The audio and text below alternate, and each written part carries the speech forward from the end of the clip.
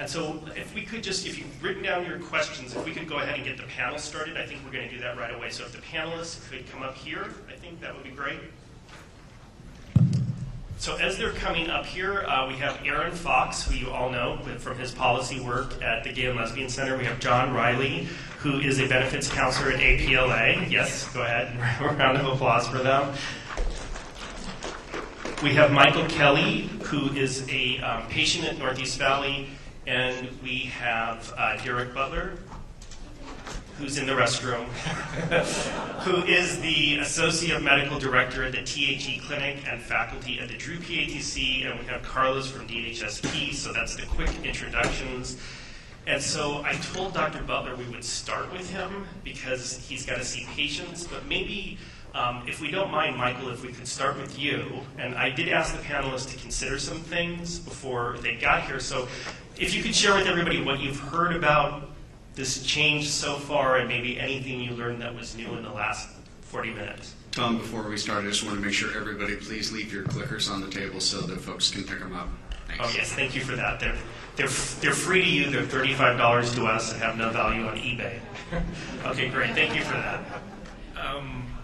What I've been hearing is, over the last year or so, of course, I've been hearing about this rollout. You hear about it, just whatever you hear about in the general media and in the news and such. But as it's been getting closer, I've been hearing a little bit from LGTB organizations that I'm associated with or near associated with or know people in.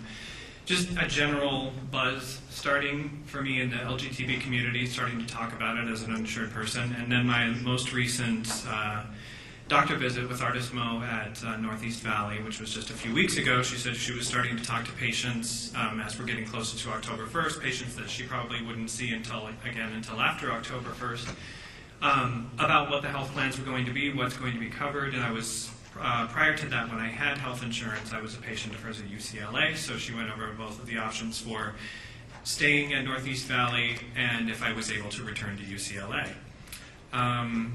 This has been really interesting the last hour or so, listening to everything coming up. It sounds like there's, and I've done a little bit of internet research myself. I've been to the Covered California website. It sounds like there's a lot of preparation for some craziness and some, possible mistakes and a little bit of chaos and, a little bit of uncertainty. But it's been like that for the last year. I'm on the Healthy Way LA program, and for the last year I was enrolled, I wasn't enrolled. I was enrolled and I wasn't enrolled. It's been back and forth. But as we get closer to October 1st, I'm feeling like the buzz is really increasing and I'm hearing a lot more about it. I also happen to know a licensed insurance broker, and so he's been comparing with me the options between going with someone like him, a licensed insurance broker in the state of California, or one of the counselors that you've been talking about as well, the differences between the two. So that's kind of what I've been hearing. Great, thank you. And so I know Dr. Butler has patients, so we're getting... You called. Okay, but we're going to go to you anyway. If we could go to hearing a clinician perspective of somebody who has an administrative role and a clinical role at a Ryan White clinic. Okay, excellent. Thank you very much for having me on the panel. Thank you very much for having me on the panel. My clinic, I'm from the THE Clinic, the True Help Everyone Clinic in South Los Angeles, and we are a federally qualified community health center. We provide full spectrum primary care services and have an attached Ryan White clinic. So I think we're in a unique position in this, in the transition of our healthcare system, being that our general population has already begun the transition to the LIP program and to the changes coming with the Affordable Care Act. And really our Ryan White program has been able to piggyback on that, on those transitions that are happening with our general clinic. Most of our Ryan White population fall below the 138% of the federal poverty level. So we will have few patients who will be needing the Covered California program. So this actually has been extremely educational for myself. Our clinic itself has been preparing for Covered California.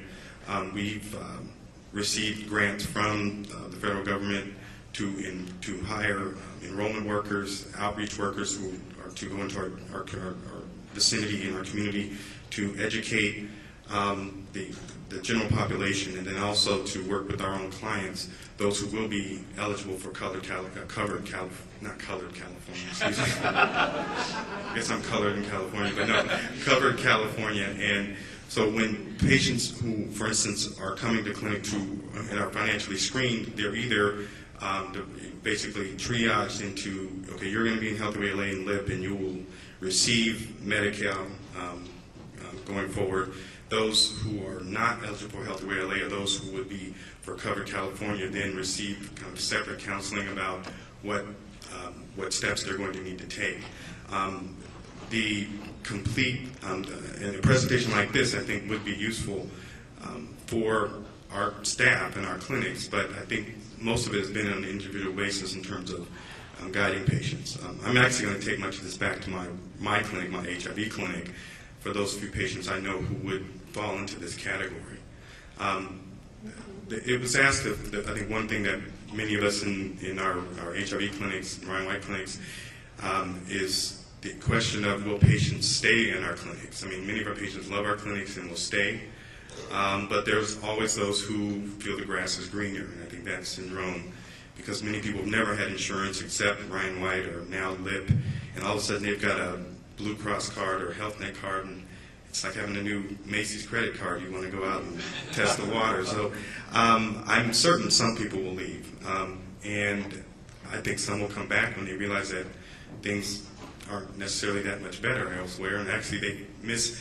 I mean, the care we provide at Ryan White clinics, I think, is superior in some ways in terms of the amount of additional services and the care we put into our patients. And I think many of our patients who I think who've come into a Ryan White clinic because of their HIV diagnosis really came into healthcare through their HIV diagnosis and never had to experience the general kind of world of HMOs and primary care.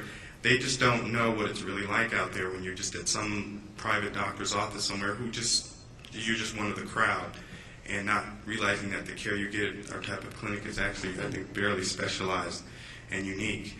And really having to navigate a system of co-pays, and now I think the issue for many of us will be around medications and co-payments on medications, and I think someone had mentioned the idea of their clients not being able to receive medicines delivered from certain pharmacies to their homes, et cetera. I mean, these are going to be big transitions for patients not used to dealing with kind of where the real world of primary care is happening. And again, the idea of someone going to clinics that don't routinely test for HIV, don't even have it on their radar, just a general doctor, they won't get a certain level of care. But I think Cover California, for me, just personally, it's not going to be a huge issue for our patients.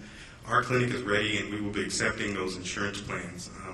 We're part of the Healthcare LA IPA, which contracts with Blue Cross, Anthem Blue Cross, and LA Care, and HealthNet. So we're actually, all of our patients, once they enroll in Cover California, will be able to stay with us.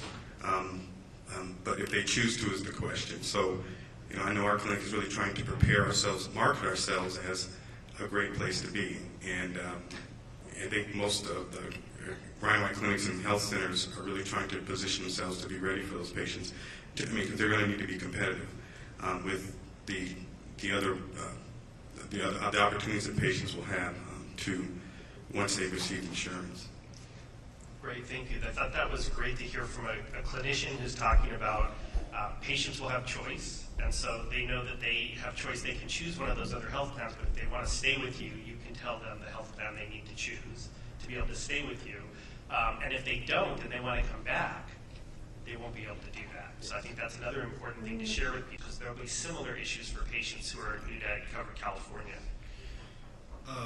The first step would be to inform them about the Office of AIDS Health Insurance Premium Payment Program, and that being a resource for them to pay the premium if they needed that. Because being Ryan White Care Act funded, if they're eligible for the subsidies, the cost subsidies, they have to access those. Now, I don't know if the Office of AIDS has figured out some sort of workaround if the subsidies don't pay the full premium for the plan or not. I do know in the current framework of the program, if someone is enrolled in a private health plan or is in COBRA coverage or transitions from COBRA to a guaranteed issue Health Insurance Portability Act plan, there is no micromanaging of choice. The person just picks the plan and they pay the premium within the guidelines of the program. They'll pay up to just over $1,900 a month for someone's health insurance premium. So those little details haven't been quite worked out, and that's kind of what would happen. That's what if I could just stop you for 1 second. So that's really important for people to know, is that Dwayne would get his premium paid. Yes. So Dwayne would get his premium paid. So let me just read, John, really quickly what the State Office of AIDS is sharing with me about their update. So this is a quote from Karen Marks, who's the director, and I know we have them on the phone. The State Office of AIDS has been meeting with Covered California to review, 1, how the 2 entities can coordinate enrollment for impacted Ryan White patients, and 2, OA-related Ryan White-funded insurance assistance programs. The State Office of AIDS is working to coordinate with Covered California enrollment and assistance efforts outlined in the recent HRSA policy clarification notices, and will be providing additional guidance in late August or September with regard to these coordination efforts. So we will be getting some updates from them about how OA will work, but both his premium would be paid and his co-pays for HIV-related care and co-pays for ADAP drugs. Right? Well, in my environment, ADAP is, even though it comes from the same funding source, it is administered as a separate program. So yeah, the ADAP program is still there to cover the prescription drug co-pays on those prescriptions on the ADAP formulary. Now, what's not clear is they haven't figured out how they're going to implement a process where somebody's co-pays for a doctor visit or labs are covered with the OA process. That hasn't been figured out yet. But certainly, our community has a great resource for linking into health insurance coverage because of this program being in existence. And surely, after the Affordable Care Act was passed, that's when they opened up the HIP program to people who were not disabled by HIV, who had health insurance.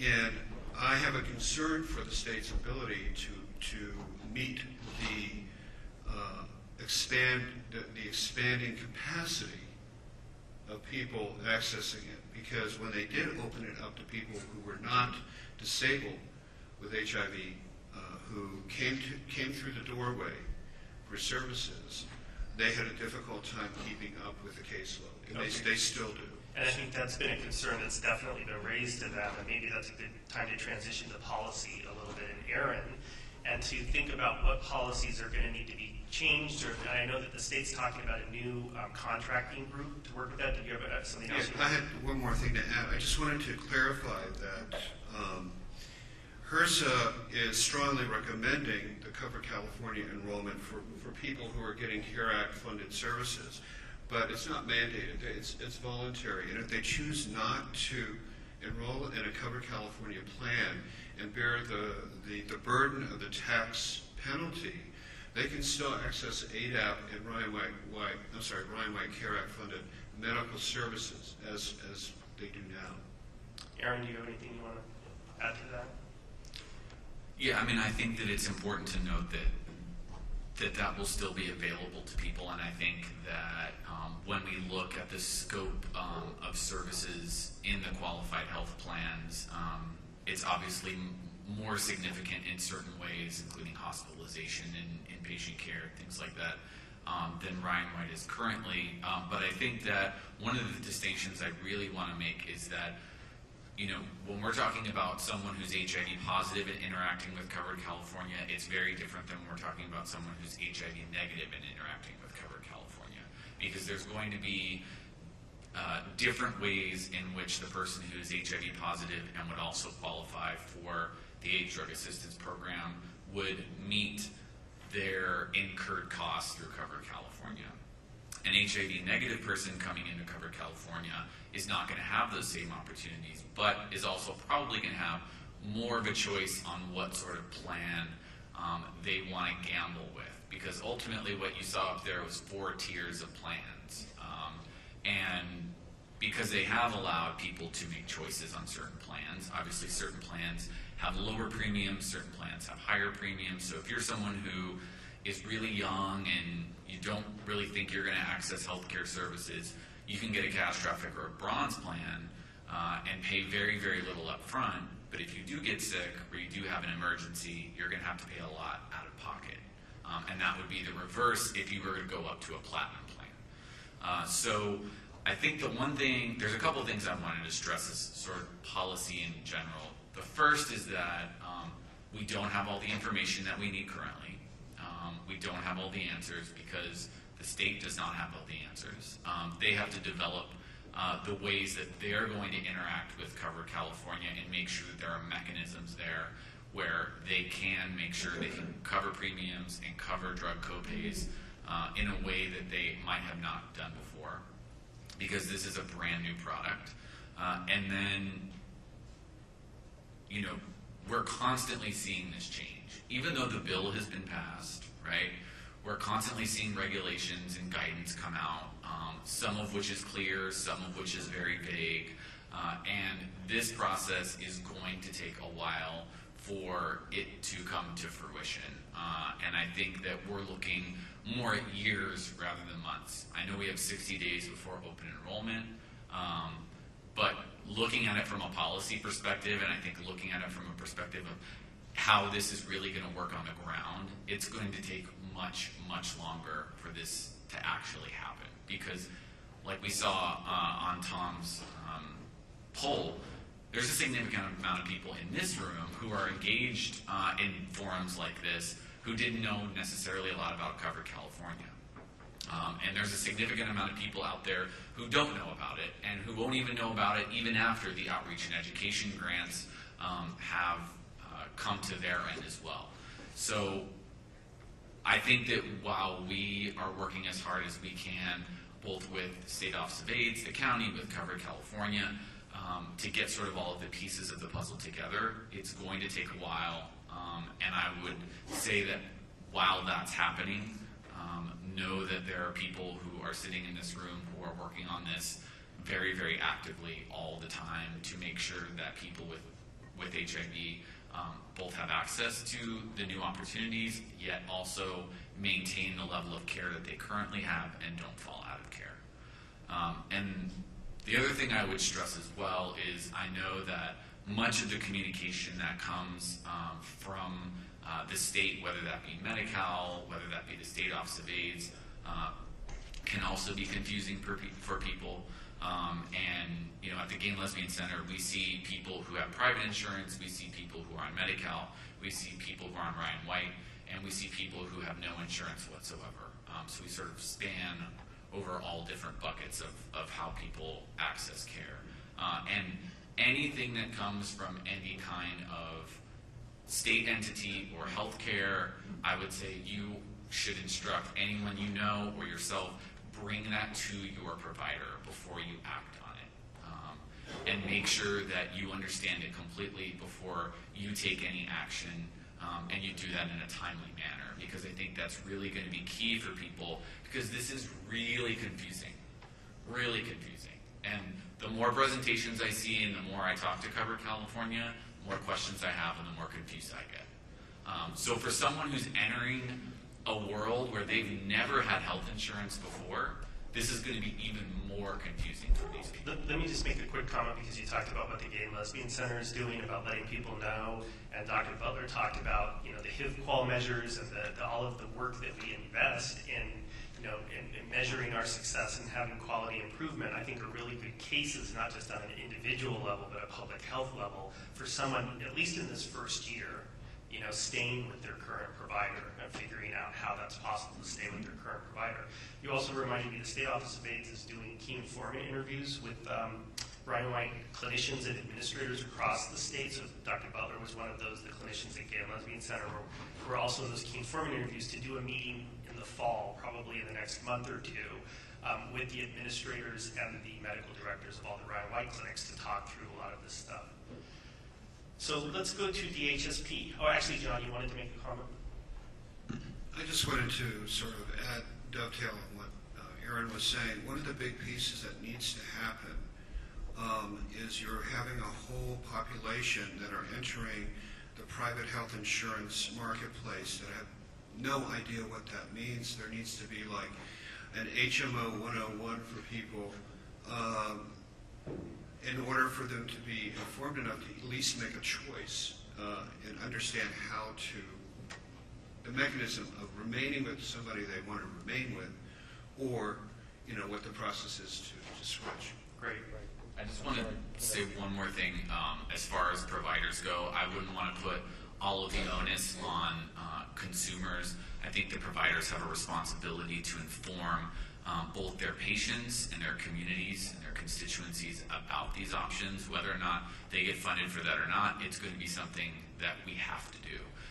And so I think that it's incumbent upon us not only to provide that information in a digestible way for people, but that also that we make sure we work, and I know the Gay and Lesbian Center will be contracting with all of those plans except for Kaiser, I think, to make sure that we have all of our bases covered so that whatever plan one of our clients or a new potential client might choose, we're still able to serve them in a culturally competent way, and they can stay with us if they choose to do so. Great. Dr. Butler, do you have a comment? I'm going to dovetail twice on that, saying that we know from experience at our clinic with many of our patients who had straight Medi-Cal for years and years, and all of a sudden this past year has been put into an HMO, which is part of this whole transition, who, you know, all of a sudden they were used to just having free Medi-Cal going where they wanted, and all of a sudden now they're in HMO. And that has been educational.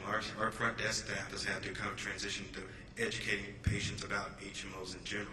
So again, to reiterate what I think everyone has said at this table, that each facility really needs to make it a point to bring about an HMO education. Some of you are probably doing it now with those who transitioned from Medi-Cal into HMOs, because people were really surprised. They did not understand what was happening. And the idea of especially referrals and that system of their care and medications being managed was really a shock to many of those folks. And again, as a clinician, I mean, maintaining adherence is so critical. I think it's it's really crucial that we keep our patients aware of the fact that if something changes, that they need to be aware of that and know how to navigate the system to stay on their meds. Great, thank you.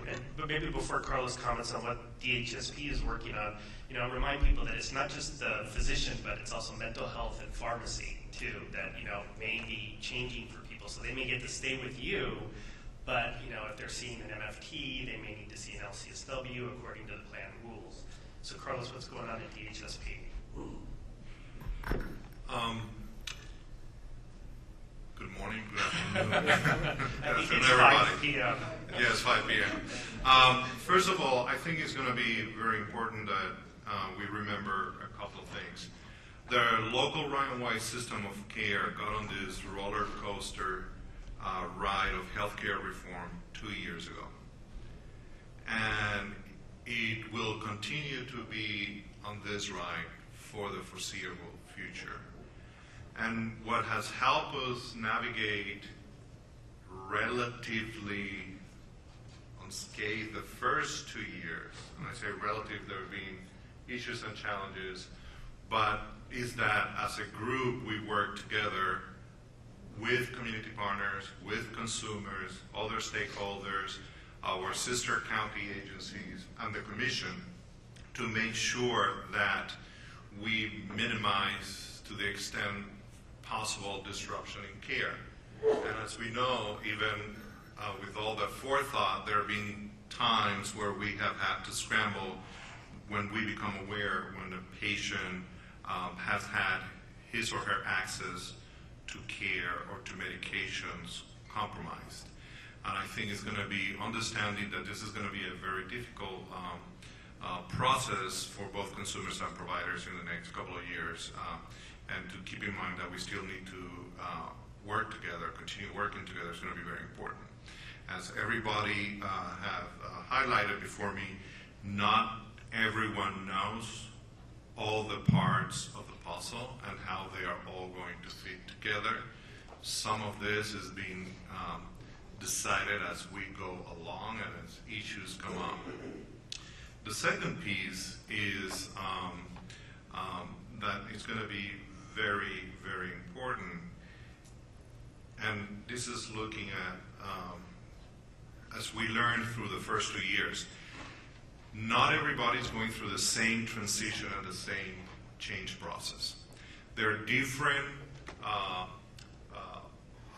the HIV consumer, or the consumer of HIV services, falls into different buckets, as you may, if we can speak that way.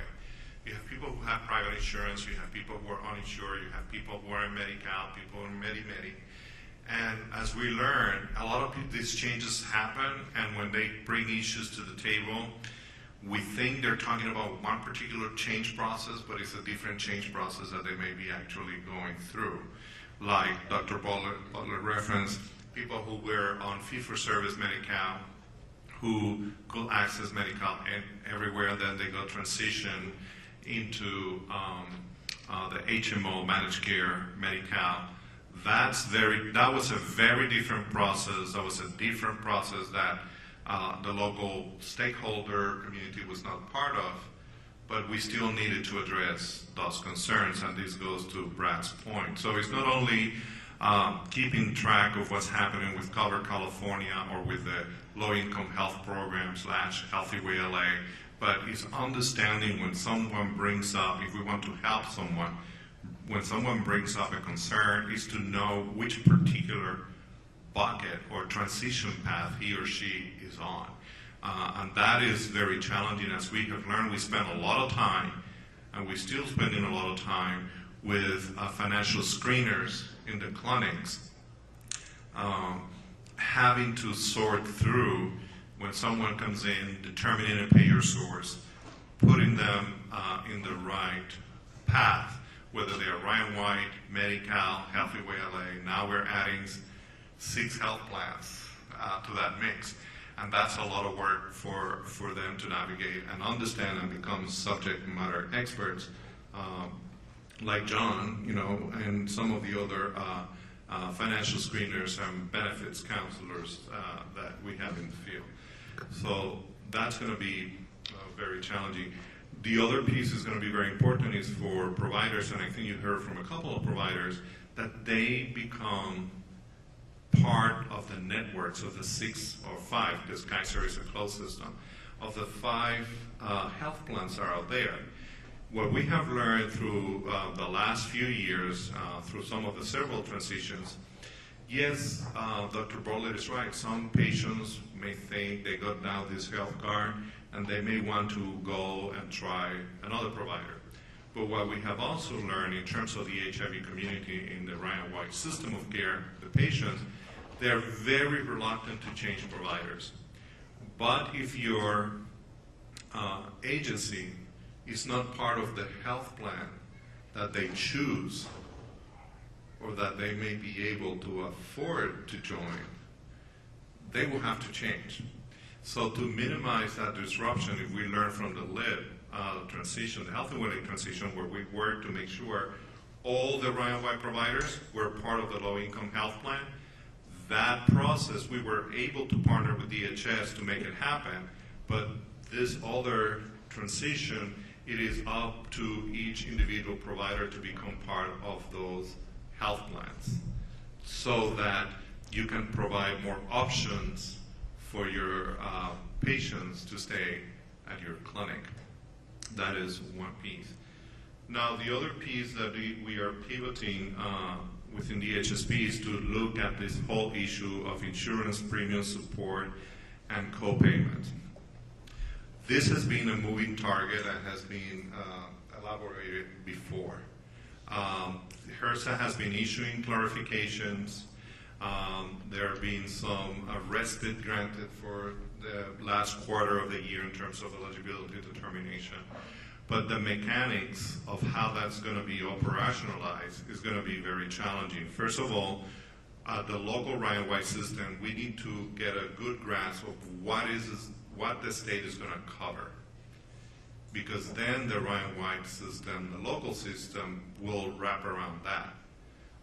So there are certain things that the state will cover, and there's some things that they will not cover with regards to insurance premium support, co-pays, and deductibles. So until that gets fully vetted and clarified, we can then decide locally, what that health insurance premium is going to entail in terms of coverage, what we'll be able to support. We need to navigate through a whole set of rules of engagement, because a lot of the Ryan White payer of last resort rules, I mean, all of them remain in effect. So it's looking at what we may and may not use. HRSA has been using clarifications, and we're getting them more often. But the twice-a-year recertification process is still in the books. And so that's going to be very important for us to determine and see how we cover that. The other thing is, for certain things, if I've been combing through the regs and some of the guidance, the payment cannot be done directly with the to the consumer, nor to the provider. The payment has to be made directly to the health plan. So, excuse me. So if that is the case, we need to devise contractual mechanisms with each of the health plans to be able to make that payment process. So those are the things that we're trying to sort through right now.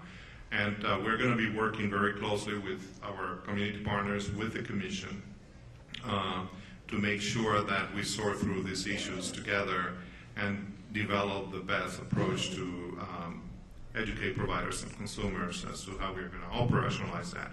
So we need to understand, the other thing I want to clarify, in the I'm talking about now the Ryan White system, there is the number of historical consumers of medical outpatient or ambulatory outpatient medical services in the Ryan White system of care is small. The bulk of our patient population is under 133. So if they meet eligibility, actually the bulk is under 138, with most of them being under 133.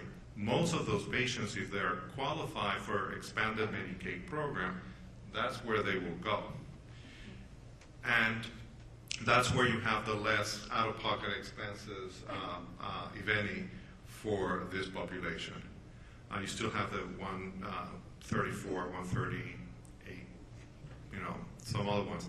But those numbers are smaller. I'm not saying that insignificant, but they're much smaller, and so there's that part in terms of the exchange population that is not as voluminous as it was with the Healthy Way LA migration.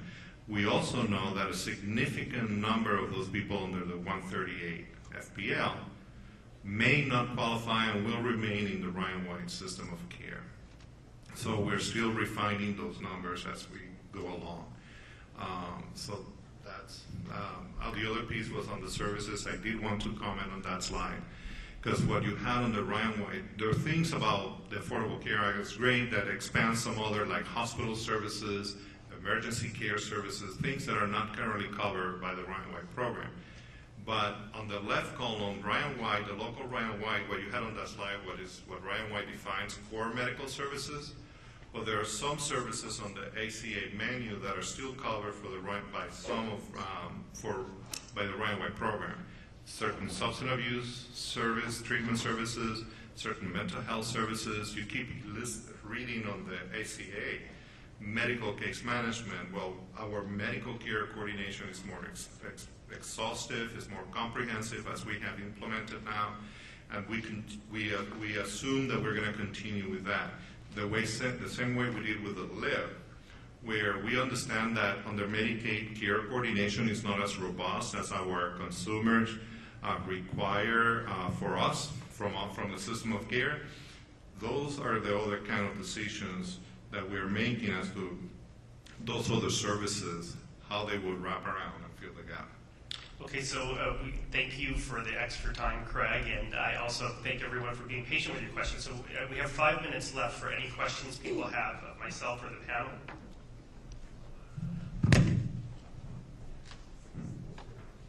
Thank you, everyone. My question is, what does a deferment payment look like? Because there's an option where you can receive it up front with when you reconcile your taxes, but then there's a separate way which wasn't exactly clarified in our Covered California training. So what would that pan out for the consumer that would be shopping in the market?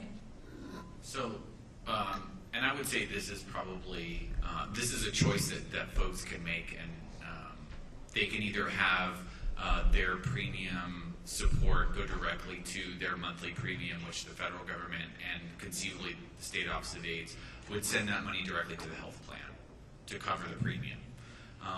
The other option for people is that they can take that at the end of their tax year in the form of a refund.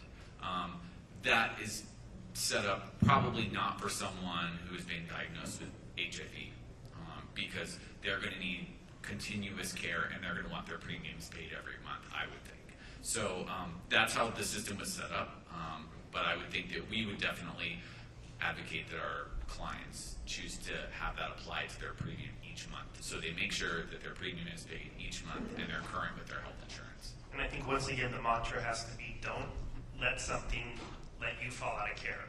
And so I think in the Ryan White Care system we have all these people here who are working on that, and John to go to and providers to go to, and I think it's a great mantra is don't let a copay or something be a reason to fall out of care. Any other questions for me or the panel? Ted? This is really quick. First of all, thank you. I agree with you, Aaron. As much as I learn, the more I get confused, but it gives me more questions to go out and help people who need it. My question is to you, John Riley, and you know me, you have beautiful dogs, and I'm going to go right to the chase here. Are the enrollment workers getting paid more money?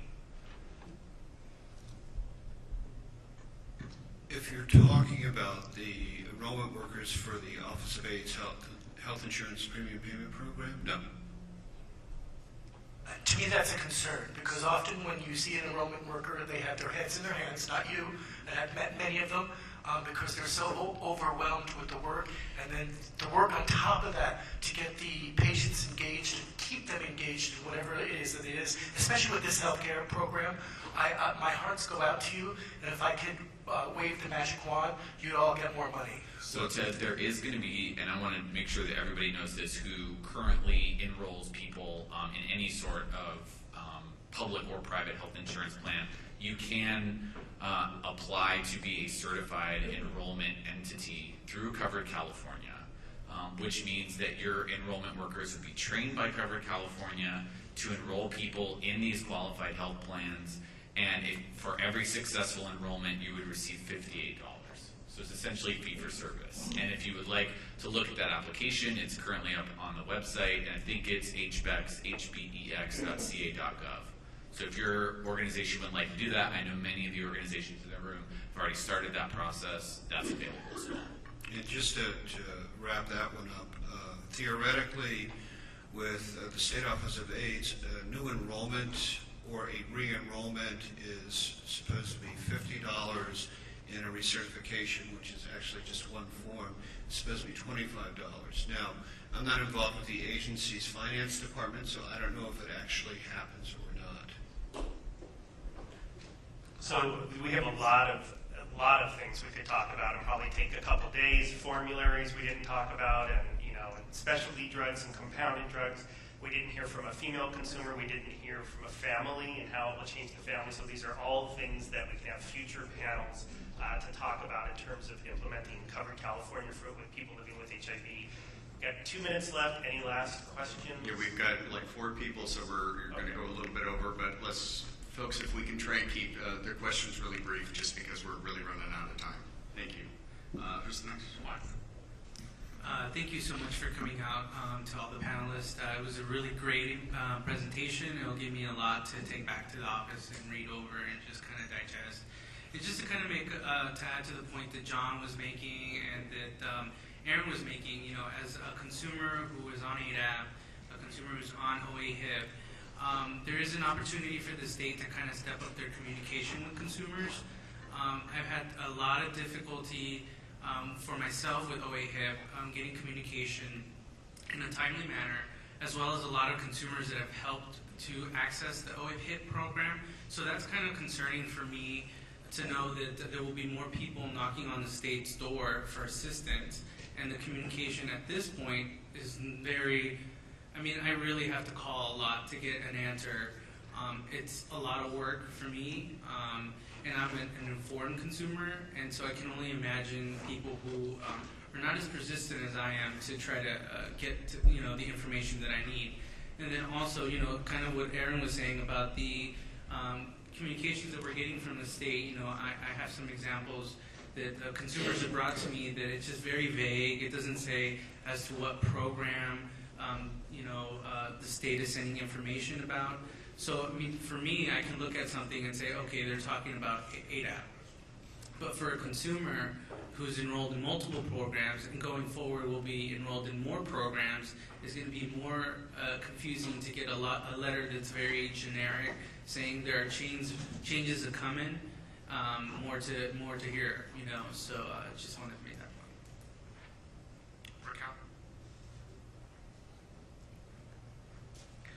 My question is from the people that is receiving the benefit of healthy weight and changing to Medicaid, I believe, is going to be some limitations in the service or some losses in the service, or they are going to have the same benefits from healthy weight to Medicaid? My understanding that there's no reduction of service.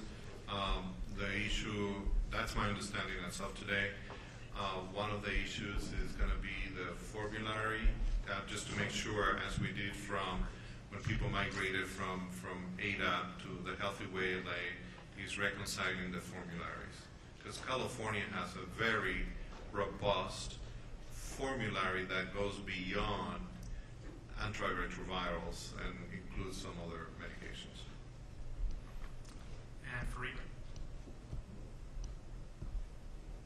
I have a question. I heard this on the radio yesterday, so I'm not sure how true it is, but I heard that the decision was made to cut the dental benefits from all of these insurance companies that are participating in the exchange program, and if that's the case, that's going to increase the demand on the right system. Yeah, I think that there's been a lot of back and forth about dental and about vision and about whether there's going to be standalone plans in the exchange or whether they're going to be incorporated. And so at this point, and I think this is moving forward, each plan that someone picks is going to be might be a little bit different depending on how much they cover and how much they don't. And so I know Carlos and I just talked about this earlier. That's going to be something that the county's going to have to look at when it's saying, what can Ryan White cover and what can these qualified health plans cover and how they're going to interact. And one thing I would just want to say, since you said I heard on the radio, so when you hear things through the news media, obviously they don't usually give you the whole story. So especially if you hear things like Obamacare has been repealed for the 40th time, right?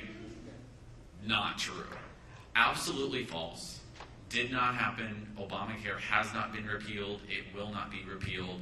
The House has voted 40 times to repeal it. Okay, that doesn't mean it's actually been repealed. It just means they voted to do that. And with two houses and a president who has veto power, who created the law himself, Obamacare will not be repealed. So if you hear that on TV or on the radio, don't believe it. Yeah, that's something that we've been monitoring very closely in terms of dental, both under the Medi-Cal program and what will be available through the health plans. This last Monday, for example, I just became aware that HealthNet will have dental care for adults. And so now, they're talking about oral exams and x-rays, things that they will cover. So we need to do an analysis of that. As you know, we also, as part of our HRSA technical assistance consultant, I don't know if David Perrybone is still around, but we've been assessing in terms of procedures and coverage through the Ryan White system, and we have some very good data on that, and we will be able to see what are the most how comprehensive our service delivery is, which is very comprehensive, but now we'll quantify that. And we have that, we can look at that as a benchmark when we look at what the other health plans are offering. That brings me to the end of my list for questions. So I want to thank